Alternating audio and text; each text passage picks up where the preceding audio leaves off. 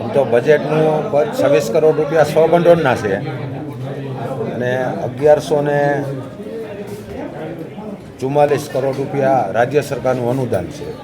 આમ બંને લઈ અને 1193 કરોડ રૂપિયાનું આજનું બજેટ જે કારોબારી શિમત મૂકી અને કારોબારીએ મંજૂર કરવામાં આવેલ છે.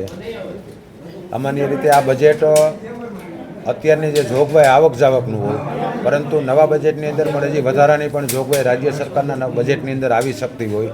જ્યારે કામોની અમારી ડિમાન્ડ જે મૂકેલી હોય અને નવા જે બજેટની અંદર આવે એટલી વધારાની થતી હોય અને ખાસ કરીને તો બધી શાખાઓને જરૂરિયાત પ્રમાણે ફાળવણું કરવામાં આવતું હોય, પણ અમે એક પ્રાકૃતિક ખેતી કે જે કાયમી રાસાયણિક અને પેસ્ટિસાઇડને કારણે જે રોગચાળો વધતો જાય છે એને નિયંત્રણ કરવા માટે આપણા રાજ્યપાલ અને માનનીય વડાપ્રધાન છે પણ આ પ્રયત્ન કરી રહ્યા છે આખા દેશની અંદર કે પ્રાકૃતિક ખેતી તરફ લોકો વળે અને લોકોને સારા ફળ હોય, સારા શાકભાજી હોય કે કઠોળ અને અનાજ પ્રાકૃતિક એટલે કે ગાય આધારિત ખેતીથી થઈ અને જે રોગને નિયંત્રણ લેવા માટેના જે પ્રયત્નો કરી રહ્યા છે. અમે રાજકોટ જિલ્લા પંચાયત પહેલી વખત એવું છે કે અમે 60 લાખ રૂપિયામાં ફાળવીએ છીએ અને દરેક તાલુકાની અંદર જે અમારી જિલ્લા પંચાયતની જે બિલ્ડિંગો જે પડ્યા જ છે, અમારી પાસે વધારાના બિલ્ડિંગો છે, એની અંદર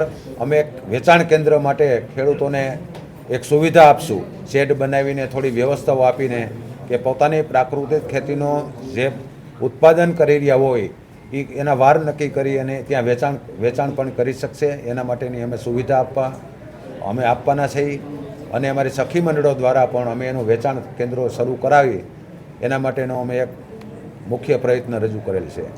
આ સિવાય જે સભ્યોની ગ્રાન્ટમાં વધારો થવાનો બાબતે નિર્ણય લેવાનો. આમ તો ગયા વખતે 30 લાખ રૂપિયા એક સદસ્યને પોતાના વિસ્તારની અંદર વિકાસ માટેની જે ગ્રાન્ટ ફાળવવામાં આવી હતી, આ વખતે અમે એને 35 લાખ રૂપિયા એટલે કે 20% વધારા સાથે 35 લાખ રૂપિયા નવું જે આવનારી બોડી ને એના સદસ્યોને 35 લાખ રૂપિયા પોતાના વિસ્તારમાં વાપરી શકે એવી જોગવાઈ કરી છે. એટલે કે 30ને બદલે 35 લાખ રૂપિયાની જોગવાઈ કરી. કદાચ સૌરાષ્ટ્રની અંદર વધુમાં વધુ હું માનું છું કે આપણે આપીએ છીએ રાજકોટ જિલ્લા પંચાયત. બાંધકામ શાખાની કેટલીક દરખાસ્તો હતી, શું દરખાસ્તો હતી? બાંધકામ શાખાની જે અધ્યક્ષતાની હતી અને જે 15 કે 20 જેવી